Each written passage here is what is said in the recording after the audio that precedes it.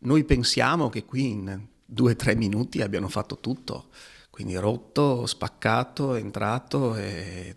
Rincasare e scoprire che la propria casa è stata visitata dai ladri. L'odiosa esperienza questa volta è capitata a Federico Fantuz, assessore del comune di Noventa di Piave, con delega ai lavori pubblici e proprio la sicurezza. Sono bastate 2 ore via da casa sabato sera con la moglie e le 2 figlie, la cena fuori e poi il rientro. E appena entrati abbiamo visto che c'erano state delle manomissioni proprio qui in salotto e avevano aperto i cassetti, tolto tutti i quadri, abbassato, mosso parecchie cose. I ladri sono entrati dalla finestra sul retro, scardinando le imposte e servendosi di un badile, e per zittire questa cagnolina l'hanno rinchiusa in una stanza della casa.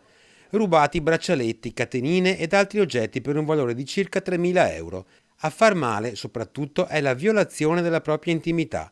In un post su Facebook l'assessore ha però voluto sottolineare l'importanza della solidarietà ricevuta, che fa sentire meno soli. Talvolta il cittadino, nonostante il grande aiuto delle forze dell'ordine, è un po' impotente. Io penso che la forza che ha un cittadino, mi ritengo un cittadino normalissimo, senza nessun privilegio, ed è giusto che sia così, sia proprio quella di non essere soli davanti al problema, no? Perché se in qualche modo ci si può aiutare informandoci e magari cercando di evitare questi episodi che, ripeto, soprattutto per i bambini sono traumatizzanti, perché la nostra bambina più piccola ha 6 anni e chiaramente è 2 notti che non dorme, ha paura del buio.